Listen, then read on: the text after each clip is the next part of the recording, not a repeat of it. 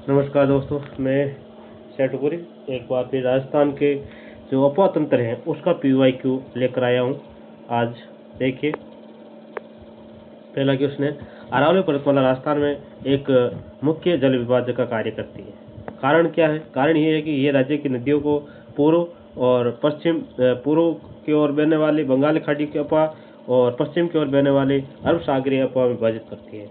तो बिल्कुल जल विभाजक का कार्य बंगाली ये जो हमारी अरावली पर्वतमाला है वो करती हैं। तो इसमें ए और आर दोनों सही है, और आर है वो एक की सही व्याख्या करता है, क्योंकि पूर्व में जो अपतंत्र है वो बंगाली खाड़ी में चला जाता है और पश्चिम का अपतंत्र अरब सागर में चला जाता है। आगे देखिए, इसकी व्याख्या भी है। देखिए, अरावली पर्वतमाला राजस्थान के मध्य में स्थित है, बिल्कुल बीचों बीच में है। राजस्थान के बीचों बीच में अरावली पर्वतमाला ऐसे बीचों बीच में है। ये राजस्थान है, इसके बीचों बीच में अरावली पर्वतमाला है। तो राज्य के ये राज्य के अफवाह तंत्रों के लिए मुख्य जल विभाजक का कार्य करती है, बिल्कुल करती है। इसके कारण राज्य की नदियों को दो विपरीत दिशाओं में बहती हैं, एक इधर चली जाती है, एक इधर अलग अलग दिशाओं में बहती है। एक पूर्व की ओर नदियाँ चंबल बनास और अपना जल यमुना के माध्यम से बंगाली खाड़ी में ले जाती, दूसरी पश्चिम की नदियाँ अरब सागर की ओर प्रवाहित होती है। इस प्रकार अरावली की स्थिति ही नदियों के प्रवाह की दिशा को निर्धारित करती है। यदि अरावली नहीं होती तो ये नदियाँ किधर चलती पता ही नहीं होता। देखिए, सुमेलित कीजिए। इनको हमें क्या करना है? सुमेलित करना है नदियाँ और नदियों का उद्गम स्थान।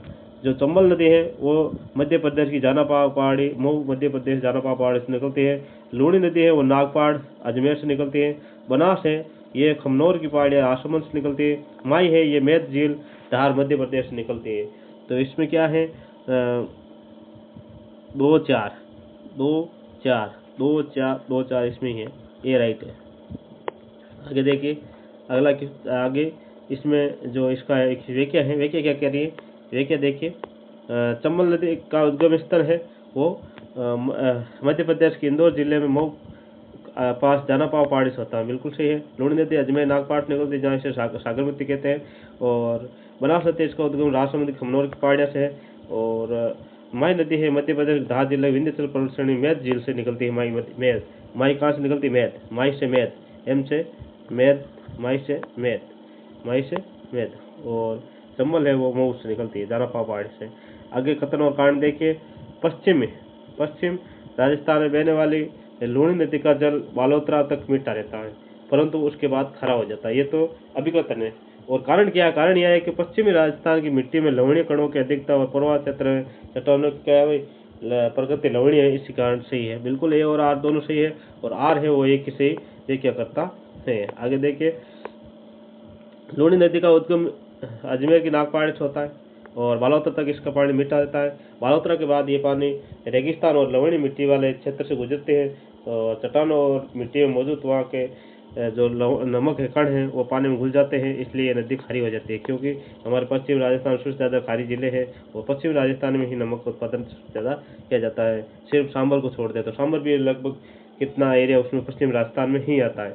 आगे देखिए, नदियों को हमें क्या करना है? सुमेलित करना है। क्या करना है? सुमेलित करना है। वाक्कल किसकी सहायक नदी है? मोरेल किसकी है? चाप किसकी है? जोजड़ी किसकी है?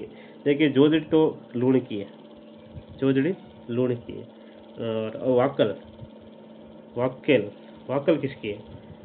वाक्कल माई वाक्कल, बिल्कुल माई वाक्कल है।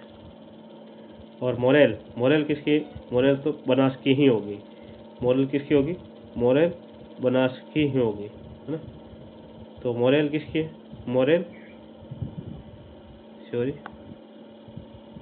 वाक्कल साबरमती की है। वाक्कल किसकी है? साबरमती की है। जोजड़ी लूणी की, वाक्कल बनास इसकी साबरमती की। जो साबरमती नदी है उसकी है वाक्कल नदी, सोम वाक्कल, है ना। वाक्कल नदी किसकी है? तो ये है साबरमती की। और मोरेल किसकी है? मोरेल है बनास की, मोरेल बनास की है। तो चाप इरू ये मध्यमाई की सहायक नदी और जोजड़ी लूणी की है ये, तो इसमें सी राइट है। आगे देखिए, वाकल ये साबरमती की सहायक नदी है। अन्य सहायक नदियाँ सही है, हतमती है, सही नदी से जो सही बांध बनाकर पानी है वो पाली के जो जमे बांध है उसमें पानी लाने का प्रयास जारी है। और यहाँ पर सबसे लंबी सुरंग जल सुरंग बनाई जा रही है। मोरेल ये बनास नदी की सहायक नदी है। ये जयपुर और दौसा में बहती है मोरेल नदी। और चाप ये माई नदी की माई की सहायक नदी जो बांसवाड़ा में बहती है ना। चाप इरू ये और जोधड़ नदी ये लूणी की एकमात्र सहायक नदी जो दाईं ओर से मिलती है और अरावली से नहीं निकलती है।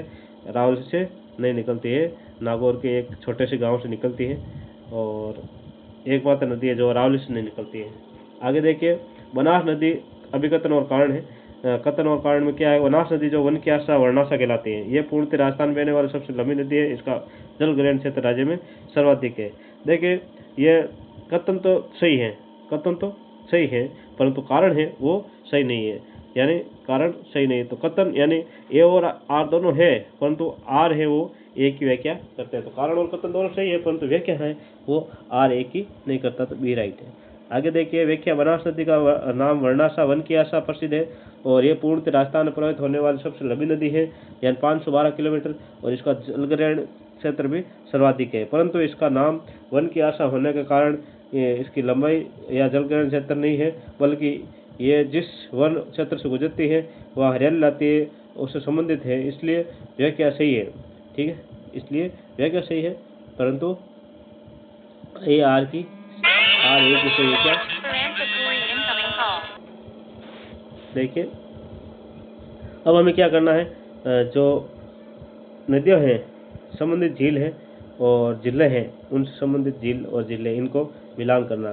देखिए गेव सागर झील है वो गेव सागर तो किसमें है, गेव सागर डूंगरपुर में, गेव सागर झील डूंगरपुर में है। और कोलाई झील बीकानेर में है, कोलाई बीकानेर।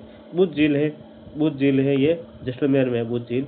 और ये सिलीसेट झील है ये अलवर में है। तो इसका मतलब 2 3 1 4 2 3 1 4 2 3 1 4 2 3 1 4 इसमें राइट है ए।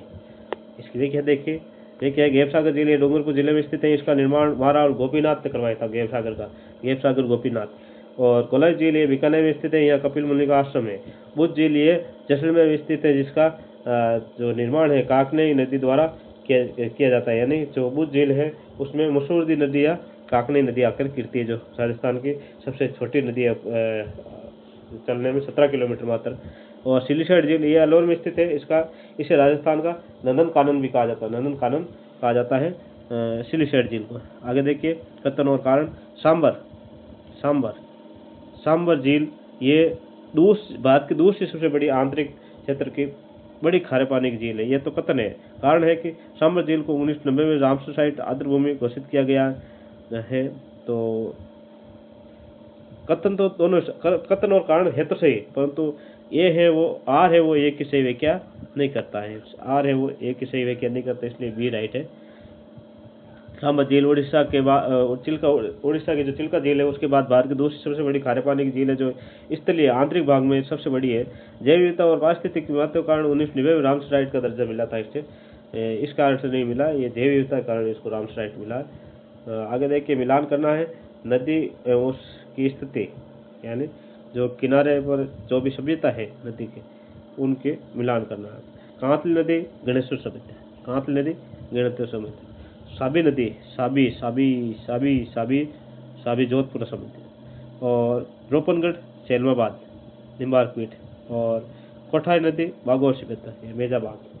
तो इसमें क्या राइट है, 2 1 3 4 2 1 3 4 यानी ए राइट है, ये राइट है।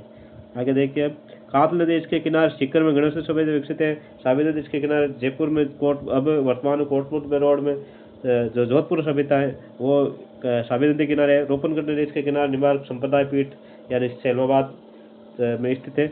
और कोटाई नदी भीलवाड़ा में स्थित नदी पर मेजाबांधी बना हुआ है। और उसके बाद देखिए कथन और कारण एक बार फिर से। राजस्थान अंत्य प्रवाही नदियों का प्रतिशत कुल अपवा क्षेत्र का 60% है, बिल्कुल अंत्य प्रवाही 60%। अरावली के उत्तर पश्चिम भाग में वर्षा की कमी रेतील दशाई पाई जाती है। इसके कारण ये ए और आर सही है, और आर है वो एक ही सही व्याख्या करता है, क्योंकि जो रेगिस्तान में जो ये नदियाँ हैं वो यही रह जाती है, आगे जाती नहीं है, यानी ये अपना अपवा तंत्र है वो अंत्य प्रवाही क्षेत्र ही रखता है। राजस्थान में अधिकांश नदियाँ 60% लगभग अत्य प्रवाह है जो समुद्र तक नहीं पहुँच पाती है। इसका मुख्य कारण है कि पश्चिम जो भौगोलिक दशाएं हैं, कम वर्षा और उस तापमान के कारण जल वाष्पीकृत हो जाता है और रेतीली मिट्टी में अपनी नदियाँ हैं वो अपने मार्ग खो जाती है और गुम हो जाती है, जिससे नदियाँ भूमि में ही विलीन हो जाती है। देखिए जलप्रपात है और नदी स्थान, इनको मिलान करना। चूलिया जलप्रपात कहाँ पर है? चूलिया जलप्रपात अपने चंबल पर ही है, भैंसोड़गढ़। मेनाल जलप्रपात, मेनाल जलप्रपात कहाँ है? तो मेनाल जलप्रपात मेला नदी पर ही है, भीलवाड़ा। भीमलत जलप्रपात मांगले पर है, भीमलत मांगले नदी बूंदी। और धीरे ये कुकुंद भरतपुर में कुकुंद नदी है, उसके ऊपर धीरे जलप्रपात। तो 1 2 3 4 1 2 3 4 भी राइट है। देखिए चूलिया जलप्रपात चंबल नदी पर चित्तौड़गढ़ के भैंसोड़गढ़ में स्थित, ऊंचाई 18 मीटर है। राजस्थान का सबसे जो ऊंचा जलप्रपात है चूलिया जलप्रपात है। मेनाल जलप्रपात भीलवाड़ा नदी मेला नदी पर है। भीमलत जलप्रपात बूंदी मांगल नदी पर है। और धीर जलप्रपात है वो भरतपुर में कुकुंद नदी पर है। आगे देखिए साबरमती और पश्चिम बनास नदियों के संबंध में सही कथन चुनिए, यानी इनमें से सही कौन सा है? साबरमती उदयपुर के पादरला गांव, उदयपुर के पादरला गांव से ये साबरमती नदी निकलती है। पादरला गांव की पहाड़ियों से निकलती है और खंबात घाटी में गिरती है, बिल्कुल सही है। उदयपुर के जिलों में पानी लाने के लिए साबरमती पर देवास सुरंग बनाया जा रहा है, देवास सुरंग बिल्कुल साबरमती पर बनाया जा रहा है। और पश्चिम बनास नदी सिरोही के नया सनवाड़ा से निकल करती है और कच्छ की खाड़ी में विलुप्त होती है। पश्चिम बनास सही है, सिरोही सनवाड़ा से निकलती है। राजस्थान का डिसा शहर पश्चिम बनास पर, डिसा शहर राजस्थान का नहीं, गुजरात का डिसा शहर है, सॉरी गुजरात का डिसा शहर है। और ये तो पश्चिम बनास पर है। और गांधीनगर अहमदाबाद ये साबरमती पर है, बिल्कुल सही है। 1 2 3 4 चारों सही है, डी राइट है, डी राइट है। ये इनकी व्याख्या क्या है? साबरमती उदयपुर से निकलकर गुजरात होते हुए सुमात खाड़ी में गिरती है, देवास सुरंग से नदी बेसिन से जुड़ा हुई है। और पश्चिम बनास सिरोही से निकलकर कच्छ के रण में और या कच्छ की खाड़ी में जाकर विलुप्त हो जाती है। गुजरात के प्रमुख शहर गांधीनगर है, अहमदाबाद है, ये साबरमती पर है, जबकि डिसा शहर है पश्चिम बनास पर स्थित है। आगे देखिए, आगे क्या करना है हमें? दुर्ग और नदियां हैं उनको मिलान करना, किस नदी पर कौन सा दुर्ग है, यानी काली सिंध और आऊ नदी पर घाघरोन, आऊ काली सिंध और आऊ नदी पर घाघरोन, काली सिंध और आऊ नदी पर घाघरोन। घाघरोन किला कहाँ पर है? काली सिंध और आऊ पर। चंबल बामनी पर, चंबल बामनी पर कौन सा? भैंसोड़गढ़ है, चंबल बामनी पर भैंसोड़गढ़। परवन और कालीखाट इसके संगम पर मनोर थाना है, कालीखाट मनोर थाना। रूपारेल पर लोहागढ़ मोती झील सुजानगढ़ नहर को जोड़ा जाता है। तो 1 2 3 4 ए राइट है, इसमें क्या राइट है? ए राइट है। अगला देखिए, वे क्या देखिए, घाघरोन दुर्ग है वो काली सिंध और आऊ नदियों के जो संगम है उसके ऊपर घाघरोन दुर्ग है, आऊ और काली सिंध नदियों। भैंसोड़गढ़ है वो दुर्ग चंबल और बामनी नदियों के संगम पर है। मनोर थाना है वो परवन और कालीखाट के। और लोहागढ़ दुर्ग है रूपारेल नदी से जो मोती झील को पानी मिलता है, किससे मिलता है? वो रूपारेल नदी से मोती झील को पानी मिलता है सुजान गंगा नहर के द्वारा, जहाँ पर लोहागढ़ दुर्ग की है वो खाई। हाँ, तो आगे चलिए, आगे देखिए जो कथन है वो कथन और कारण का क्वेश्चन है ये। कांतल नदी प्रवाह के क्षेत्र में तोरावाटी बेसिन कहा जाता है। जो कांतल नदी का प्रवाह क्षेत्र है उसे तोरावाटी कहा जाता है, बिल्कुल सही है। ये झुंझुनू को 2 भागों में बांटता है, बिल्कुल, तो झुंझुनू को 2 भागों में बांटती है कांतल नदी, और चूरू की सीमा पर जाकर ये समाप्त हो जाती है। और इसके अलावा ये नदी सीकर की खंडेला पहाड़ी से निकलती है और राजस्थान में पूर्णतः बहने वाली आंतरिक प्रवाह की सबसे लंबी नदी है, बिल्कुल आंतरिक प्रवाह की सबसे लंबी नदी है वो कांतल नदी है। दोनों ही सही है, परंतु आर है वो एक ही सही व्याख्या नहीं करता है, तो बी राइट है। इसमें क्या राइट है? इसमें बी राइट है, इसमें बी राइट है। आगे चलिए, आगे क्या है? कांतल नदी सीकर जिले की खंडेला की पहाड़ी से निकलती है और सीकर झुंझुनू जिलों में आती है। झुंझुनू को 1/2 करती है, झुंझुनू बीच कर निकलती है और चूरू की सीमा पर जाकर समाप्त होती है। इसके पर्वत क्षेत्र तोरावटी बेसिन कहा था। झुंझुनू और चूरू की सीमा पर ये विलुप्त हो जाती है, बिल्कुल विलुप्त हो जाती है, बिल्कुल सही है। और इसके अलावा ये राजस्थान में पूर्णतः बाघ क्षेत्र की दृष्टि से आंतरिक प्रवाह की सबसे लंबी नदी है। नदी का सबसे लंबा होना, उद्गम स्थल और बेसिन की तोरावटी क्षेत्र के कारण ये तोरावटी एशिया जो ये व्याख्या है वो सही नहीं है। आगे देखिए, आगे चलते हैं। नदी और उसको मुख्य नदी और सहायक नदियों के सुमेलित करना। काली सिंध है, उस काली सिंध की नदी आऊ और काली सिंध जिसके संगम पर कौन सा दुर्ग है? कमेंट में जरूर बताएं। आलू और काली सिंध नदियों के संगम पर कौन सा दुर्ग है उसको कमेंट में लिखकर बताएं। बनास की शाही नदी कौन सी है? बनास की शाही नदी यहाँ पर बनास की शाही नदी यहाँ पर ढूंढ होगी। क्या होगी? ढूंढ होगी। और माई नदी की सहायक नदी है वो अनास होगी। माई की अनास, ईरू अनास चाप। और साबरमती की हतमती होगी। साबरमती की हतमती होगी। साबरमती हतमती यानी ए राइट है इसमें ए राइट है। आगे देखिए इसकी काली सिंध इसकी प्रमुख सहायक नदियाँ हैं आओ, परवन, निवाज और उजाड़। और टूंड, मोरेल, बनास की ढूंढ, मोरेल, खारी, कोठारी और बेड़ जिसकी सहायक नदियाँ हैं। माई की अनास, सोम, जाकम, चाप, मोरेन इसकी सहायक नदियाँ हैं। और साबरमती के हाथमती, वाकल, सही और मेसवा नदी साबरमती की सहायक नदियाँ हैं। तालाब यानी झील और जिला यानी कौन सा जिला है किसमें? नवलखा झील। नवलखा कहाँ पर है? नवलखा झील नवलखा हमारे कहाँ पर है? बूंदी में। नवलखा झील कहाँ पर है? बूंदी में। नवलखा महल कहाँ पर है? तो नवलखा महल हमारे कहाँ पर है? कमेंट में जरूर बताइए। गणेशर है ये गणेशर जैसलमेर में। तालाब शाही धौलपुर। पन्ना शाह का तालाब झुंझुनू।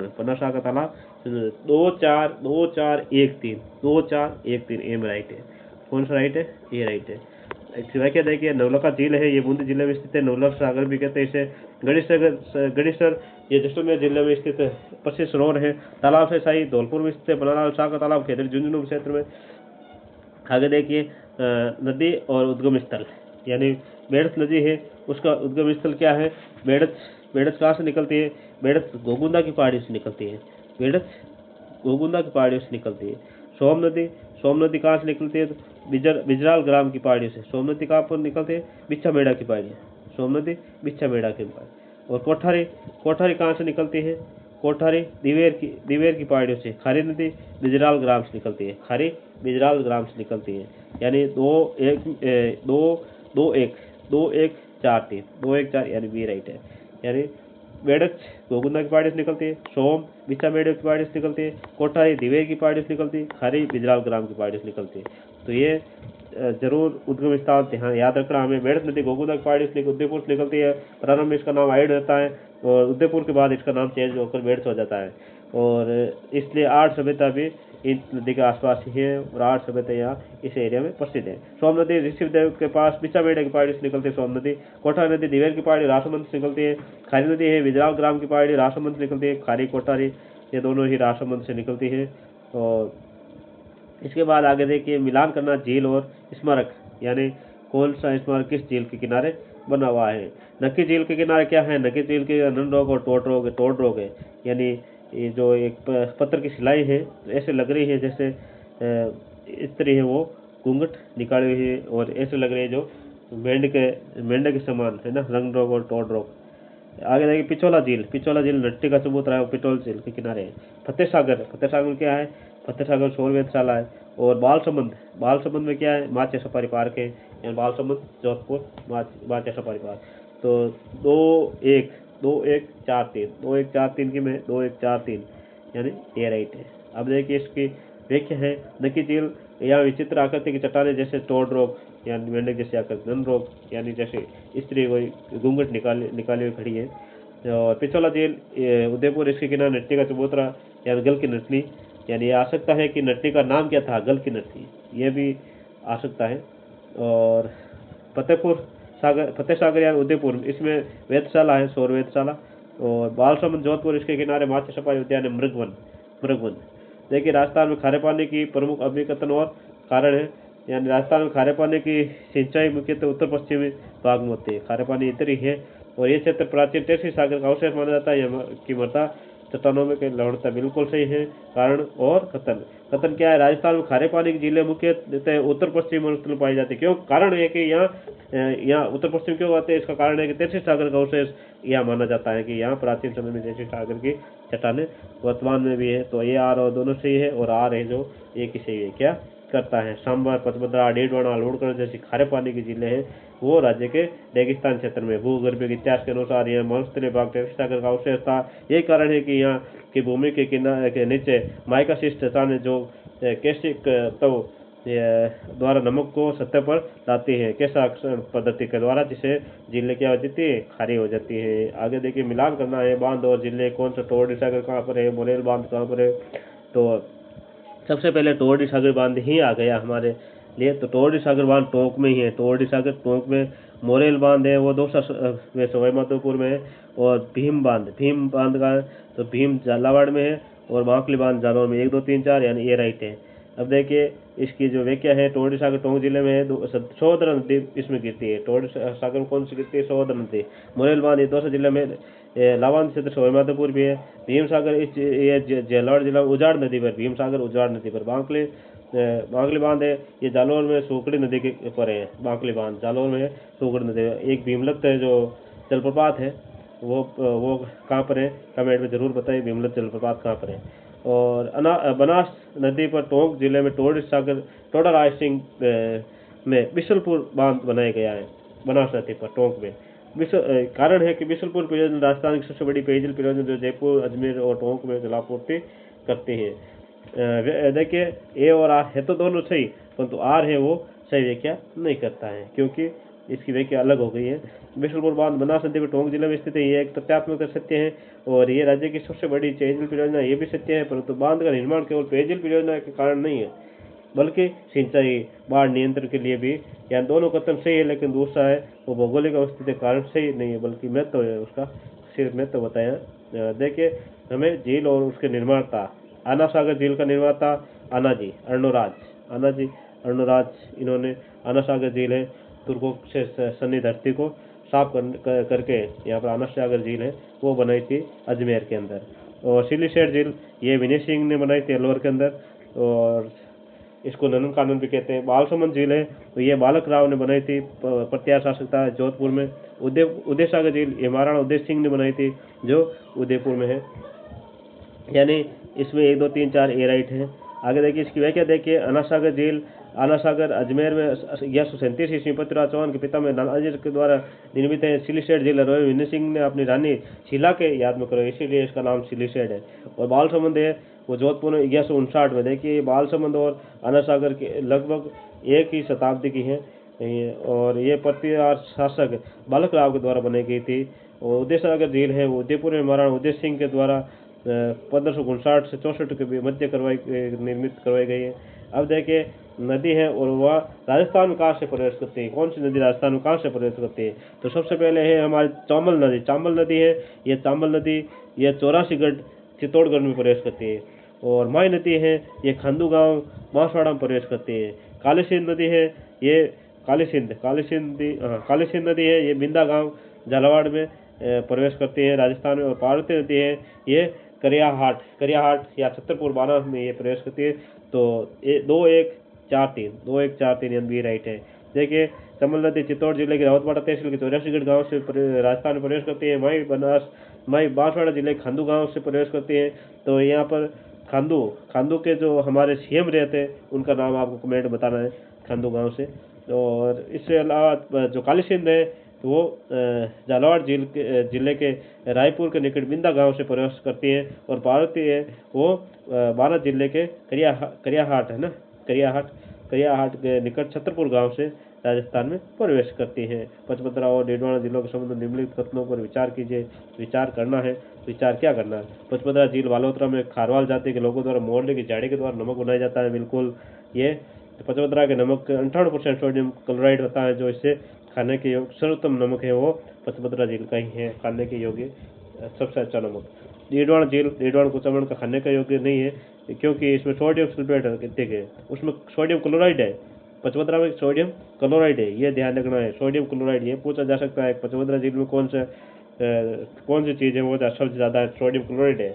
और डीडवाना में क्या है, सोडियम सल्फेट है, सल्फेट सबसे ज़्यादा डीडवाना कुचामन में, इसलिए डीडवाना ये खाने योग्य नहीं है। और डीडवाना में राज्य का सबसे बड़ा सोडियम सल्फेट संयंत्र है, वो राज्य का सबसे बड़ा है, वो डीडवाना में लगा हुआ है। यानी 1 2 3 4 सभी सही है। आगे देखिए पचमतरा झील वालोतरा में 58% सोडियम क्लोराइड युक्त उच्च कोटि का खाने का योग्य नमक है। यहाँ खारवाल जाति के लोग हैं वो मोरले की झाड़ी से नमक स्फटिक बनाते हैं।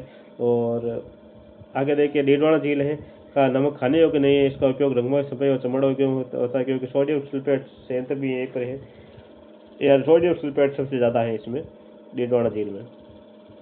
अब क्या करना है, पेयजल परियोजना है और उससे संबंधित नदी, किस नदी पर कौन सी परियोजना है? तो मेजा बांध है वो कोठाई नदी पर है। मेजा बांध किस नदी पर है? कोठाई नदी पर है। हरिश्चंद्र बांध किस पर है? तो काली सिंध पर ही है हरिश्चंद्र। बनास पर कौन सा है? पश्चिम बनास नदी पर। पश्चिम बनास नदी पर पश्चिम बनास ही होगा। और अड़वान बांध की पर है? तो मानसी पर है। अड़वान बांध मानसी नदी पर अड़वान बांध है। तो इसमें क्या होगा? 3-2-1-4 यानी बी राइट है। अब देखिए, मेजा बांध भीलवाड़ा में कोटा नदी पर है। हरिश्चंद्र सागर बांध ये झालावाड़ जयपुर में काली सिंध नदी पर है।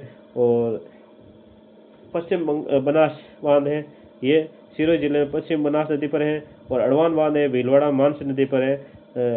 तो ये आपको कमेंट में ये बताना है कि हरिश्चंद्र सागर का पुराना नाम क्या था।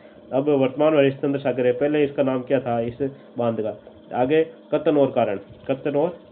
बाणगंगा नदी को रुंडित या अपहृत नदी भी कहा जाता है। बिल्कुल बाणगंगा नदी को आता है रुंडित गंगा भी कहते हैं।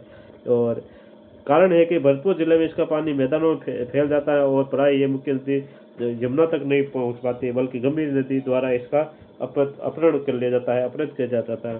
तो क्या ये दोनों सही है? तो हाँ, बिल्कुल सही है। ए और आर दोनों सही है, और आर है वो एक ही सही व्याख्या करता है। इसके कारण इसको रुंडित नदी कहते हैं। किसके कारण कहते हैं? क्योंकि ये भरतपुर जिले में इसका पानी है वो मैदानी क्षेत्र में फैल जाता है। यानी वो ये पानी है जिस तरह से वो ये पुराने ज़माने में बाढ़ के लिए प्रसिद्ध थी, अकबर के समय में, मुगल काल में। और जिस समय उस समय इसके अंदर बाढ़ आता था, वो अब वो बाढ़ की समस्या है वो अब नहीं आ रही है, यानी ये फैल जाती है और छिछली हो जाती है, यानी इसलिए इसको रुंडित कहते हैं। यानी बाणगंगा का उद्गम स्थान मेरठ की पहाड़ियाँ हैं, कोटपुतली बेरोड जिले में, तो वहाँ से इसे रुंडित नदी इसलिए कहते हैं क्योंकि भरतपुर जिले में इसका पानी अक्सर यमुना तक पहुँचने से पहले ही फैल जाता है और गंभीर नदी द्वारा इसका अपहृत हो जाता है, इसलिए इसे अपहृत हो जाता है ना, रुंडित या अपहृत नदी भी कहते हैं। यानी ये भी पूछा जा सकता है कि बाणगंगा का अपहृत कौन सी नदी करती है? तो गंभीर नदी करती है, गंभीर नदी। ये ध्यान रखना। शहर यानी और कौन सी नदी के किनारे कौन सा शहर है? कौन सी नदी के किनारे कौन सा शहर है? पहला है झालरापाटन, चंद्रभागा नदी के किनारे। झालरापाटन जो शहर है वो चंद्रभागा। आबू रोड और डिसा, आबू और डिसा पश्चिम बनास पर है। गांधी सागर साबरमती, गांधीनगर है ना, गांधीनगर और अहमदाबाद साबरमती पर है। जोधपुरा साबी है वो जोधपुरा सभ्यता है वो साबी नदी के तट पर है। तो इसका मतलब इसमें क्या आएगा? 2-1-4-3 2-1-4-3 बी राइट है। अब देखिए इसकी व्याख्या भी आपके सामने। झालरापाटन झालावाड़ चंद्रभागा नदी किनारे स्थित है, यहाँ परसों मेला भी लगता है। आबू रोड सिरोही डिसा ये पश्चिम बनास नदी किनारे है। और गांधीनगर अहमदाबाद ये साबरमती नदी किनारे है। जोधपुर सभ्यता जयपुर ग्रामीण यानी कोटपुतली बेरोड क्षेत्र में साबी नदी किनारे स्थित है। चंबल की गौड़ सहायक नदियाँ और उद्गम स्थान है ना, ये चंबल की सहायक नदियाँ हैं और इनके उद्गम स्थान है वो बताया जा रहा है कि इनका उद्गम स्थान है वो कहाँ है। देखिए कुराल है। कुराल कहाँ से निकलती है? कुराल निकलती है ऊपरमाल का पटार भीलवाड़ा से। इसके बाद आलनिया कहाँ निकलती है? आलनिया कोटा के मुकुंदवाड़ा की जो पहाड़ियाँ हैं वहाँ से आलनिया नदी निकलती है। चाकण नदी चाकण इज बूंदी और इज नदी है वो बेसोड़गढ़। तो इसमें ए राइट है। क्या राइट है?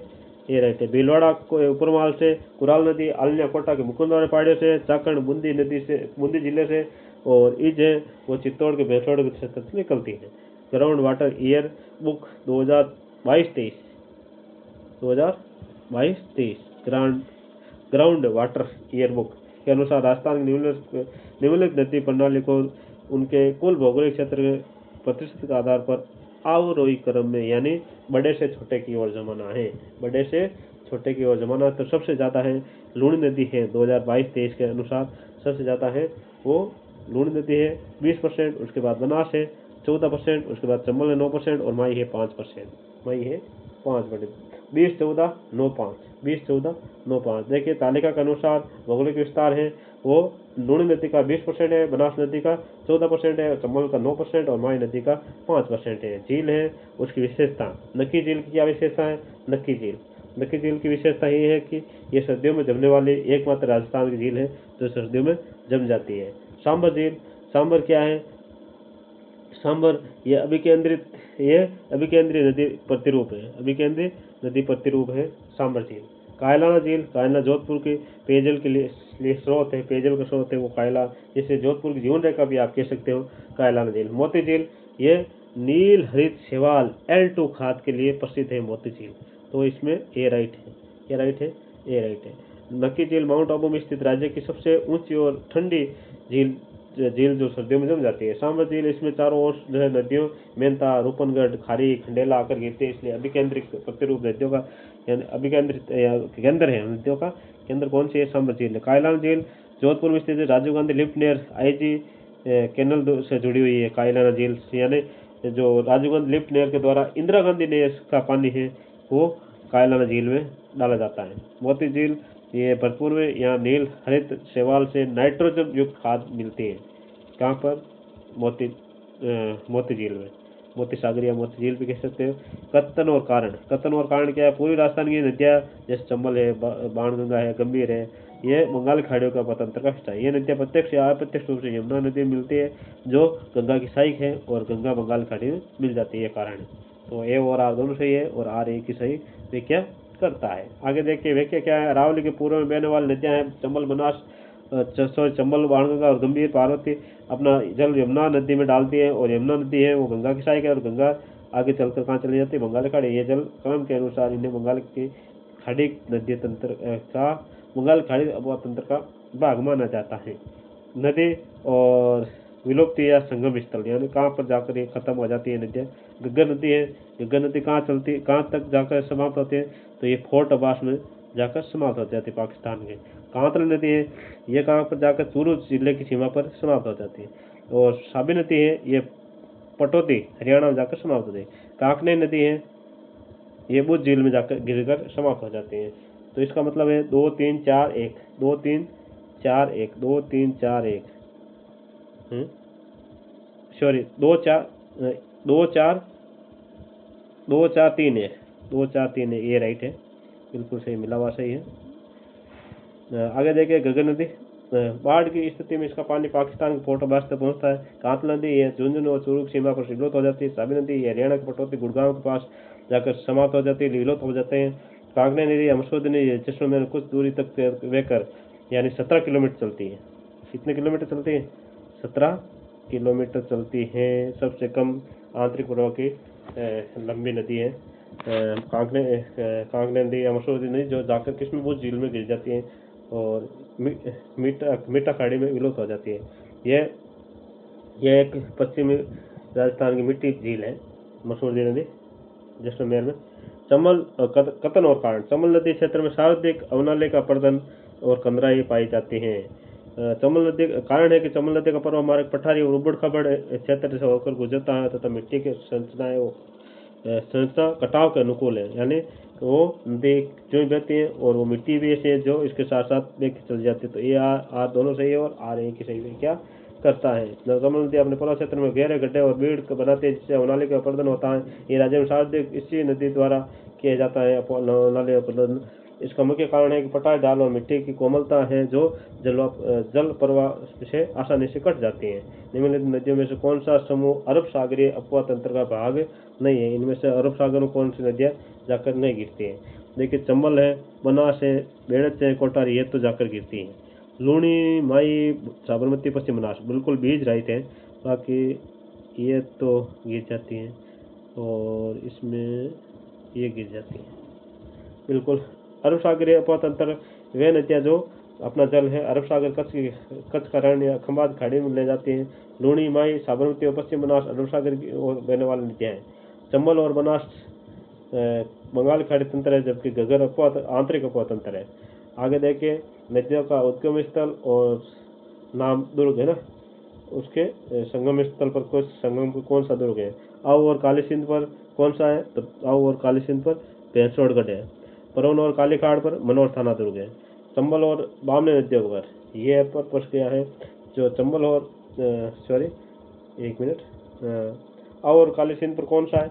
आओ और काली सिंध पर आओ और काली सिंध घाघरोन सामेला सामेला ना सामेला ये नाम से थोड़ा सा कंफ्यूजन हो गया सामेला सामेला है ना। आओ और काली सिंध पर कागरोन दुर्ग है।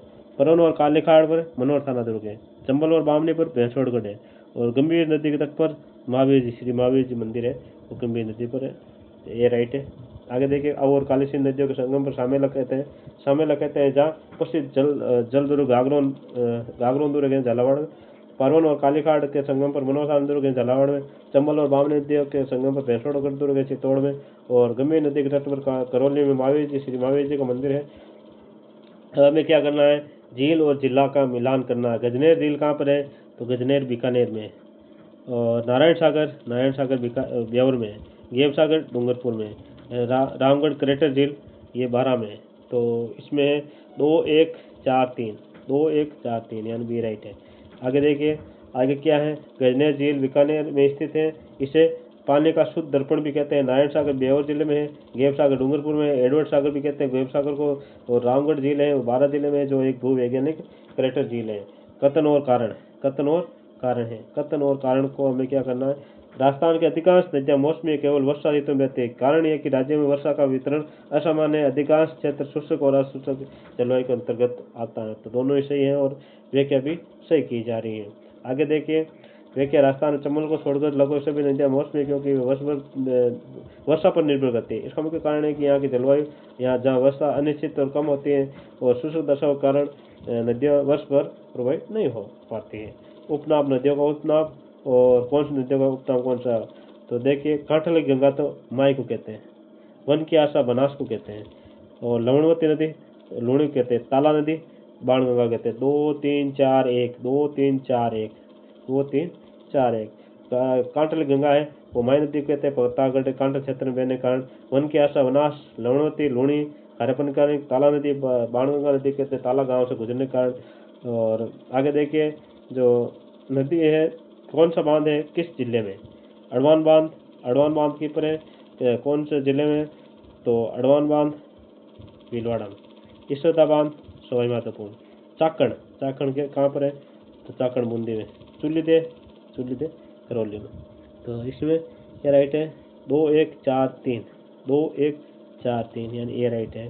देखिए अड़वान बांध है भीलवाड़ा मानसी नदी पर है। अड़वान बांध मानसी नदी पर भीलवाड़ा में। इसोदा बांध सवाई माधोपुर में बनास नदी पर निर्माणाधीन है चर्चित है। चाकण बांध है वो बूंदी जिले में चाकण नदी पर। चुलीदेन बांध है वो करौली जिले में स्थित है। कथन और कारण है माई नदी को आदिवासियों की गंगा कहा जाता है। बिल्कुल कहा जाता है। बेणेश्वर धाम डूंगरपुर कारण है कि बेणेश्वर धाम डूंगरपुर माई सोम जाखम नदियों का त्रिवेणी संगम पर है जो आदिवासियों का प्रमुख तीर्थ स्थल है। तो ए और आर दोनों सही और आर एक सही व्याख्या करता है। माई नदी दक्षिणी राजस्थान यानी बागड़ या कांठल की मुख्य नदी है और नवाटापरा बेणेश्वर में त्रिवेणी संगम पर आदिवासियों का सबसे बड़ा कुंभ लगता है। इस सांस्कृतिक धार्मिक महत्व के कारण ही इसे आदिवासियों की गंगा कहा जाता है। नदियां हैं और सहायक नदियां और राजस्थान में कौन सी सहायक नदी है वो कहाँ से प्रवेश करती हैं? देखिए अव है वो कहाँ से प्रवेश करती हैं? अव करती हैं नंदपुर झालावाड़ से। अव नंदपुर झालावाड़ से। और निवाज कहाँ से करती है? तो कोल्लू खेड़ी झालावाड़ से। परवन कहाँ से करते हैं? खारीबोर झालावाड़ से। परवन खारीबोर से और अव नंदपुर से और निवाज कोल्लू खेड़ी से यानी ए राइट है इसमें। आगे देखिए अव है मध्य प्रदेश से आकर झालावाड़ के नंदपुर से प्रवेश करती है। अव नंदपुर। निवाज है मध्य प्रदेश से आकर झालावाड़ के कोल्लू खेड़ी में प्रवेश करती है। परवन मध्य प्रदेश से आकर झालावाड़ के खारीबोर में प्रवेश करती है। परवन खारीबोर में। अब देखिए जिले हैं कौन सी? नागौर जिला नागौर और कुचामन डीडवाना कुचामन में स्थित जिले नहीं है। देखिए डीडवाना कुचामन डेगाना ये तो नागौर और कुचामन डीडवाना कुचामन। कावो झील ये कावो झील है ये जैसलमेर में है ना। तो डी राइट है। अब देखिए डीडवाना कुचामन और डेगाना जिले नागौर और डीडवाना कुचामन जिले में अंतर्गत कावो वो जैसलमेर के अंदर आते हैं। मोती झील भरपूर समुद्री तत्व चुने इसका निर्माण रूपालय नदी के जल को रोककर किया गया जो भरतपुर की जीवन रेखा कहलाती है। बिल्कुल मत झील है वो भरतपुर की जीवन रेखा कहलाती है। इसे भरतपुर की जीवन रेखा कहता है। इससे सुजानगढ़ नहर निकाल कर लोहागढ़ दुर्ग की खाई भरी जाती है। बिल्कुल लोहागढ़ की खाई है वो इसी से रूपारेल नदी से ही सुजान गंगा नहर निकाल कर भरी जाती है। यहाँ नाइट्रोजन युक्त N2 खाद का निर्माण होता है। नील हरित सवाल बिल्कुल सही बात है, तो डी राइट है इसमें। मोती झील भरतपुर रूपारेल नदी पर बनी है। यहाँ शहर के लिए जलापूर्ति और कृषि के लिए महत्वपूर्ण है, इसलिए जिसको जीवन रेखा कहा जाए। सुजान गंगा नहर का उद्गम इसी झील से होता है। क्रम निर्धारण कीजिए। चमन नदी मिलने वाली नदियाँ सागर नदी संगम और उत्तर से दक्षिण की ओर, उत्तर के दक्षिण की ओर क्रम क्या करना है, हमें निर्धारित करना है। तो उत्तर से सबसे पहले उत्तर से बामनी, काली सिंध, पारसी और बनास। उत्तर से दक्षिण बामनी, काली सिंध, पारसी और बनास। ये राइट है। क्या राइट है? ये राइट है। ये राइट है। चंबल दक्षिण से उत्तर बहते हैं। संगम क्रमशः बामनी, पिथौरागढ़, चित्तौड़ से दक्षिण में, और काली सिंध नानेरा कोटा से। उसके बाद पार्वती, पालिया, सवाईमाधोपुर कोटा सीमा पर, और उसके बाद बनास है रामेश्वर घाट सबसे उत्तर में। जैसलमेर की बुद्ध झील का निर्माण कांकने नदी द्वारा किया जाता है। कांकने क्यों? कारण है कि कांकने नदी आंतरिक प्रवाह की सबसे छोटी नदी है और वर्षा होने पर मीठा खाड़ी में गिरती है। बिल्कुल कारण और कथन अलग अलग है, सही व्याख्या नहीं करता है, परंतु दोनों है सही, दोनों सही है, दोनों सही है, तो बी राइट है। आगे देखिए, कांगले नदी कोटरी गांव से निकलकर बुद्ध झील में गिरती है। राज्य की सबसे छोटी अंतःप्रवाह नदी है, ये भी सही है, लेकिन नदी का छोटा होना झील बनने का कारण नहीं है। झील का निर्माण वो आकृति और जल भराव के कारण होता है। अब देखिए कौन सा सम्मिलित नहीं है। सिलीसेड अलवर में विनय सिंह के द्वारा, कोलायत बीकानेर कपिल मुनि आश्रम स्थित है। नवलखा बूंदी में बाल संबंध है तो जोशपुर में, परंतु इसका बालक गांव निर्माण करवाने की जसवंत सिंह ने, तो डी गलत है। सिलीसेड अलवर कोलायत बीकानेर नवलखा बूंदी सही है। बाल संबंध झील जोधपुर का निर्माण प्रतिहार शासक बालक राव ने 1159 ईस्वी में कराया, ने कि महाराजा जसवंत सिंह ने। अब क्या करना है, उद्गम स्थान और नदी का मिलान करना, कौन सा नदी का इसका कौन सा उद्गम स्थान है किस नदी का। काली सिंध कहाँ से निकलती है, तो काली सिंध निकलती है बागली गांव, देवास मध्य प्रदेश से बागली गांव से काली सिंध निकली। बागली काली सिंध, बागली काली सिंध। आव कहाँ से निकलती है, आव सुसनेर मध्य प्रदेश आव निकलती है। सुसनेर आव, सुसनेर आव, सुसनेर आव, सुसनेर आव, काली सिंध बागली, काली सिंध बागली। भारती कहाँ से निकलती है, तो भारती निकलती है सीहोर विंध्याचल पर्वत से। और निवाज कहाँ से निकलती है, राजगढ़ मध्य प्रदेश से। तो इसका मतलब ए राइट है। इसमें क्या राइट है, ए राइट है। काली सिंध बागली गांव देवास से उद्गमित होती हैं। और सुसनेर मध्य प्रदेश निकलती है। पार्वती सीहोर विंध्याचल पर्वत से निकलती है। निवाज राजगढ़ मध्य प्रदेश निकलती है। साबी नदी मुगल काल में अलवर जिले में विनाशकारी बाढ़ के लिए कुख्यात थी। बिल्कुल कुख्यात है, सही बात है, कथन सही है। यह नदी जयपुर के शेवर की पहाड़ी से निकलकर अलवर होते हुए हरियाणा की ओर बहते हुए मानसून में इससे जल स्तर अत्यधिक बढ़ जाता है। परंतु ये साबी है वो कहाँ से निकलती है, क्या बेराट की पहाड़ी से निकलती है या शेवर की पहाड़ियों से। साबी है शेवर की पहाड़ियों से निकलती है। कौन सी पहाड़ियों से निकलती है, शेवर की पहाड़ियों से निकलती है। और दोनों ही सही है, और आर ए की सही व्याख्या करता है, क्योंकि इनका मानसून में ये जल स्तर इसका बढ़ जाता है। आगे देखिए, साबी नदी उद्गम शेवर की पहाड़ियाँ, साबी शेवर जयपुर, ये जयपुर कोटपुल बेर और केरल तिजारा अलवर में बहती है। ऐतिहासिक रूप से मुगल काल में अपनी अनियंत्रित जल राशि के कारण ये अलवर से बाढ़ का प्रमुख कारण बनती थी। अब क्या करना है, निर्माण काल के अनुसार इनको सही क्रम में जमाना है। सबसे पहले कौन सी झील का निर्माण हुआ, उसके बाद किसका, उसके बाद यह सबसे पहले इनमें तो आना सागरी ही आएगा। सबसे पहले आना सागर, यानी सबसे पहले बी बोले तो दो में राइट है। बी किस में, दो में राइट है। तो आना सागर के बाद निर्माण किसका हुआ, आना सागर के बाद निर्माण हुआ फतेह सिंह भी बाद में हुआ, जय सिंह भी बाद में। तो राज सिंह पहले हुए, तो राजसमंद झील का निर्माण पहले हुआ, तो इसका मतलब ए राइट है। देखिए, आना सागर 1137 ईस्वी सबसे पुरानी झील। राजसमंद 1662 में महाराणा राज सिंह के बाद में जो नए शासक बने थे महाराणा मेवाड़ के जय सिंह, तो उस महाराणा जय सिंह ने 1685 से 91 यानी जस्ट उनके बाद में राज सिंह के बाद में जय सिंह आए और उन्होंने जयसमंद झील का निर्माण करें। उसके बाद जयसिंह के बाद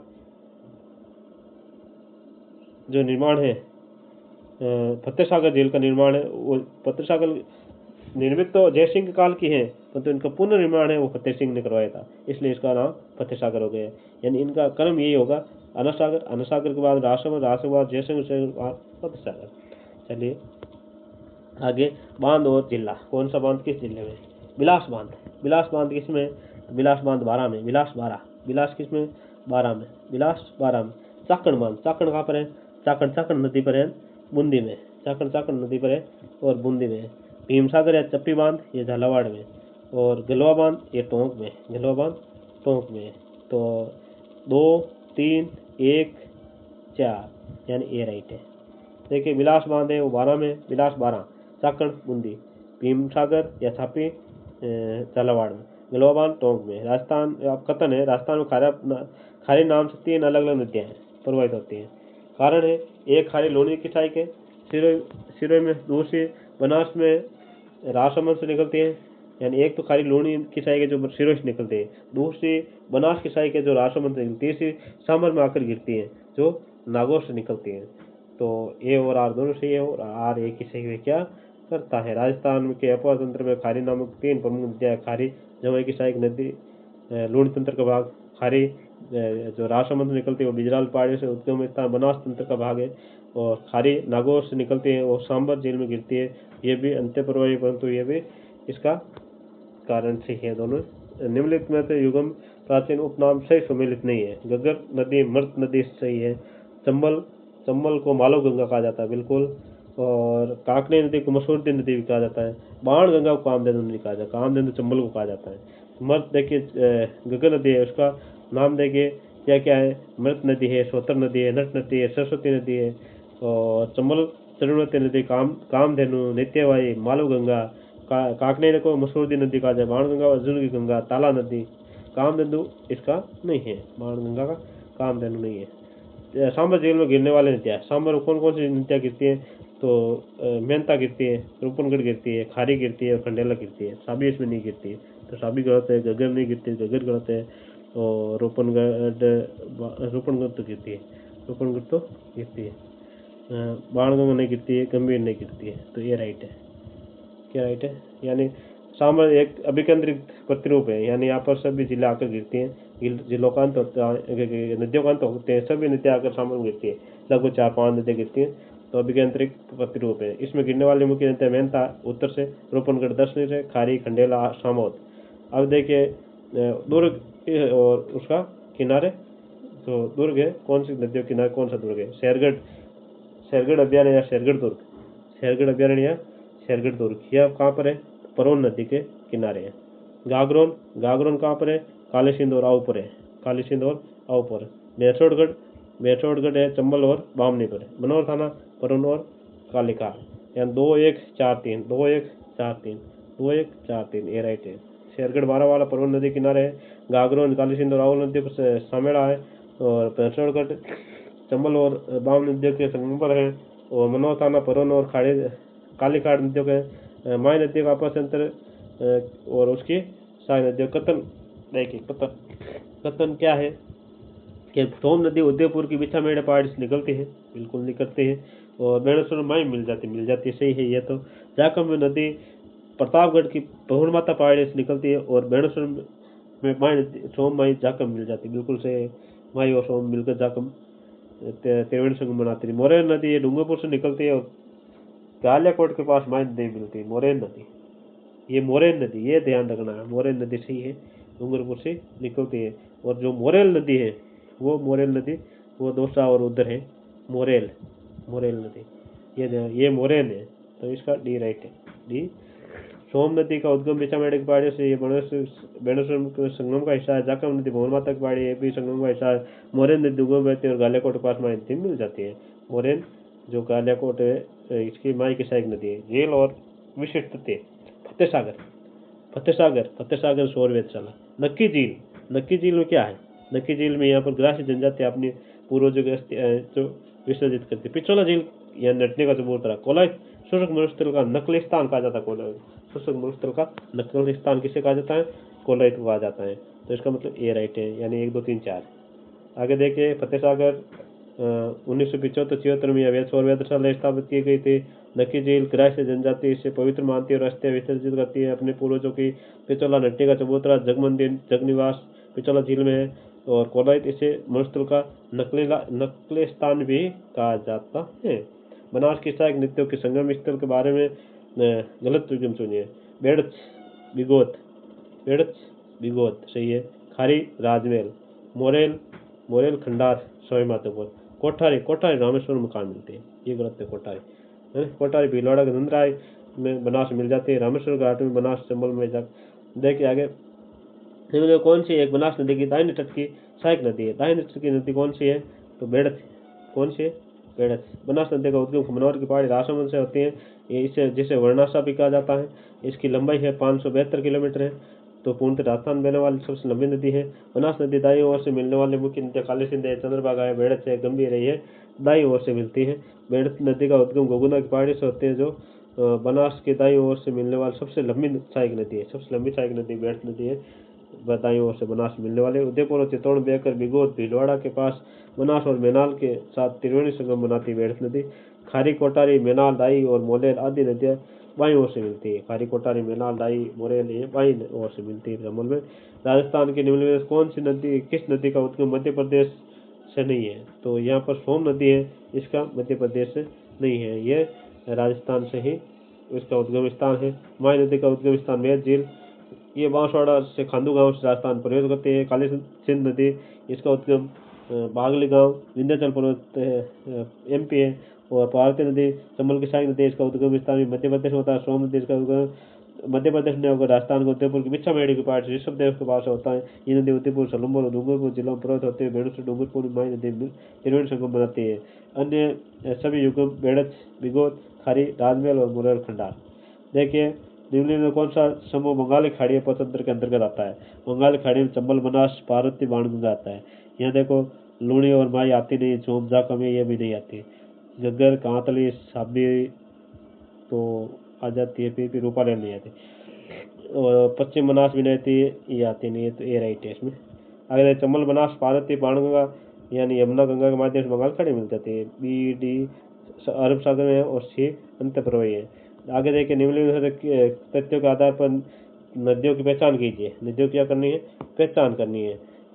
ये राजस्थान में ये राजसमंद जिले में बिजराव ग्राम की पहाड़ी से निकलती है। कौन सी नदी निकलती है, बेड़च बनास कोटारी या मेज खारी। ये बनास नदी की सहायक नदी है और 80 किलोमीटर है इसकी लंबाई। ये खारी नदी है, कौन सी नदी है, खारी नदी की विशेषता बताइए। खारी नदी को उत्कुंड राजस्थान में बिजराल ग्राम की पहाड़ी से खारी निकलती है, बिजराल, और इसकी लंबाई 80 किलोमीटर है। राजसमंद भीलवाड़ा ब्योर अजमेर टोंक जिलों में प्रवाहित होते हैं। ये नदी टोंक जिले के राजमहल देवलू के पास बनास नदी त्रिवेणी संगम बनास खारी और डाई का संगम होता है। और इसके अलावा मानसी खारी नदी की महत्वपूर्ण सहायक नदी है। इसके प्रक्षेत्र किनारे विजयनगर हुडा और गुलाबपुरा आसीन जैसे प्रमुख स्थान है। आगे देखिए निम्नलिखित में कौन सी नदी लूणी नदी की दाहिने तट की नदी है। लूणी नदी की दाहिने तट की, यानी एक बात नदी जोजड़ी है वो लूणी नदी की दाहिने तट की कुंदलू गांव से निकलती है। जोजड़ी नदी लूणी नदी में दाहिनी ओर से मिलने वाली एक मात्र नदी, इसका नागौर जिले कुंदलू गांव में अरावली पहाड़ियों से होता है, यानी। और ये नागौर से प्रवाहित होते हुए खेजड़ली खुर्द गांव जोधपुर के पास लूणी में मिल जाती है। जोजड़ी नदी के किनारे जोधपुर का प्रसिद्ध पिपाट सिटी शहर है। लूणी नदी का कुल जलग्रहण 12 जिलों में फैला, जिसमें नागौर जोधपुर जोजड़ी के मुख्य पर्वत क्षेत्र है। लूणी नदी बेसिन का राजस्थान में मुख्य पर्वत क्षेत्र 330 किलोमीटर है। कुल लंबाई 495 किलोमीटर, जिसमें जोजड़ी का विशेष भौगोलिक महत्व है। आगे देखिए निम्नलिखित कथनों पर विचार कीजिए तब सही उत्तर का चयन नीचे दिए गए कोड के जरिए लिखिए। लूणी नदी का तंत्र अधिकांशतः अपवर्तक राजस्थान में है। और खारी नदी बनास नदी की सहायक नदी है। और बनास नदी खमनौर की पहाड़ी से निकलती है। बनास नदी खमनौर की पहाड़ी से निकलती है। बिल्कुल ABC तीनों ही सही है। ABC तीनों ही सही है। यह कथन है कि लूणी नदी तंत्र का अधिकांश अपवर्तक राजस्थान में है। यह कथन सही है, क्योंकि लूणी नदी अजमेर के पास अरावली की पहाड़ी से निकलती है।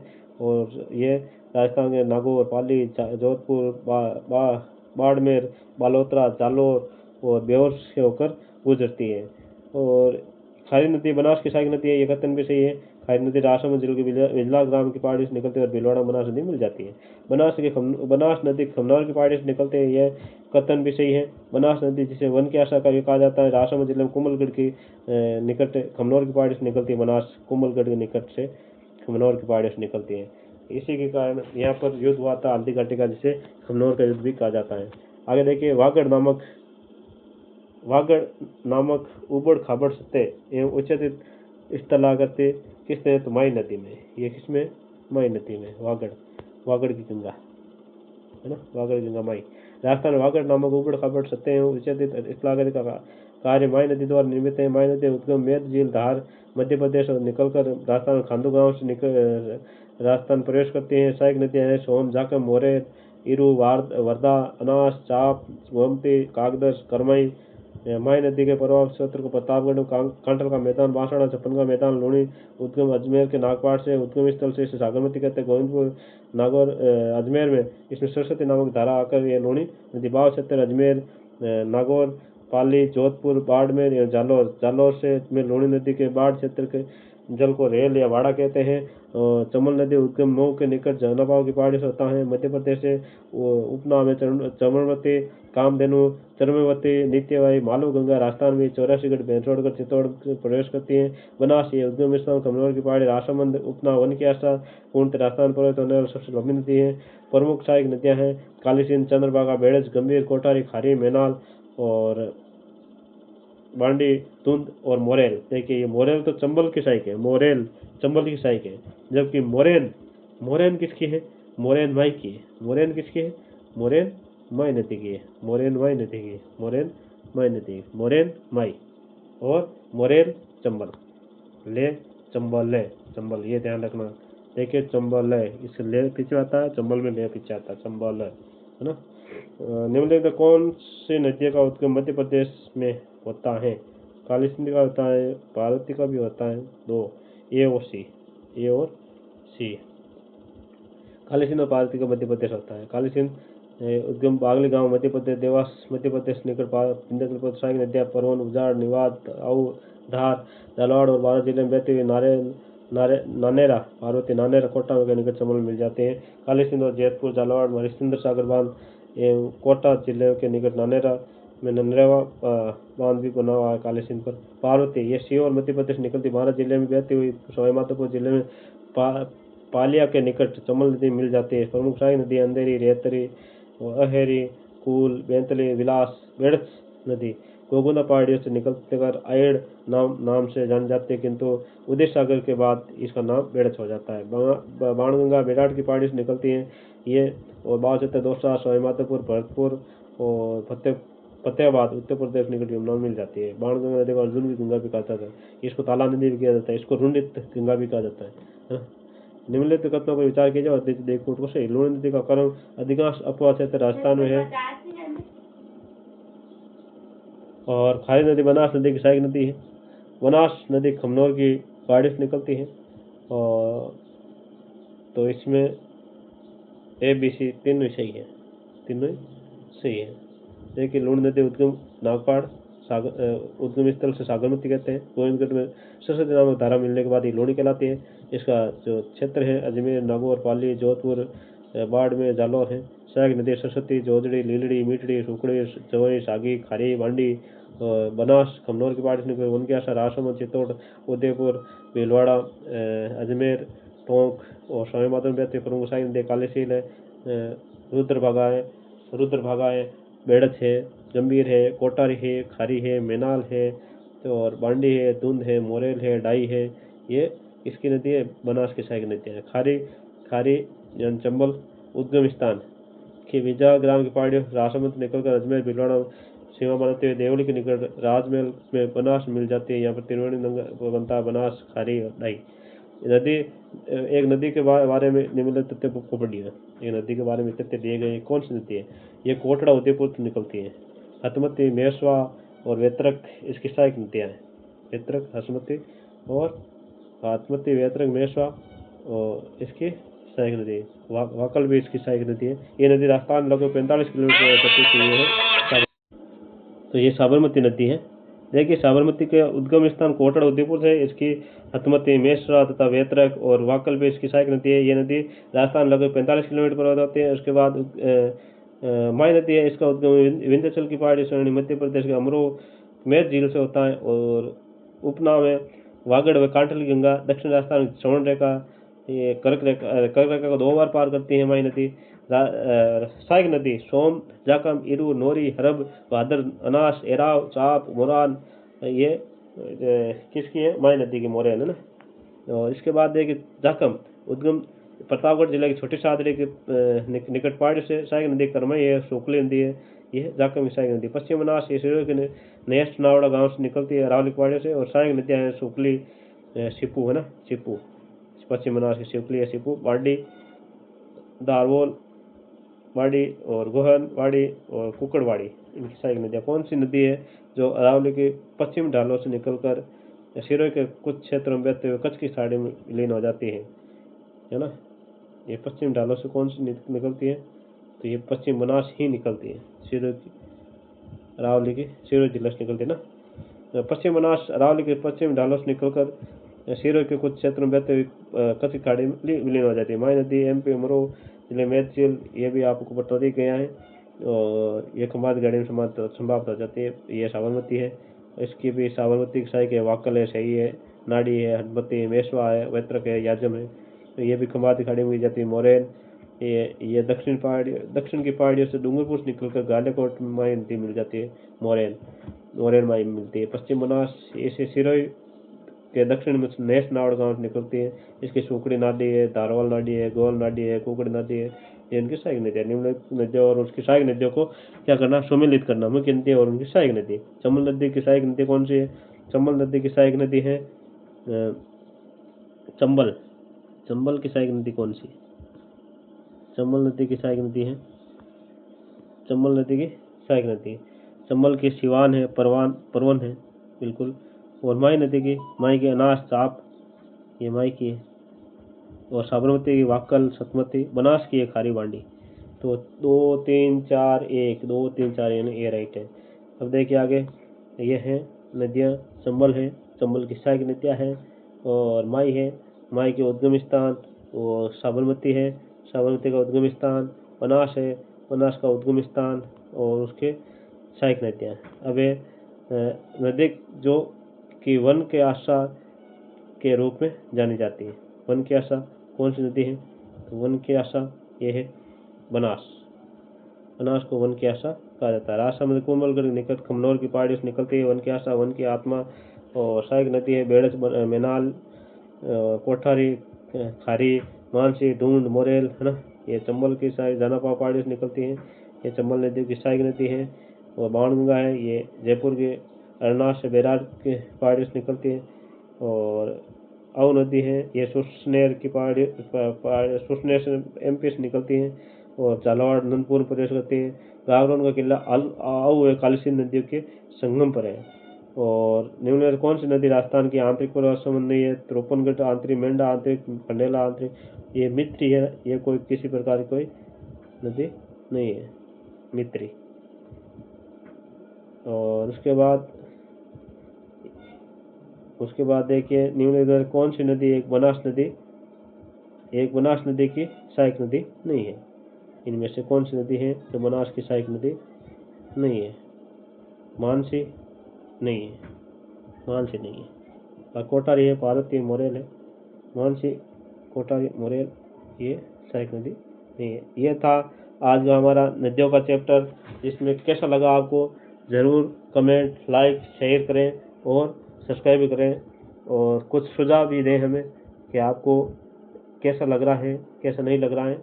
जय हिंद दोस्तों।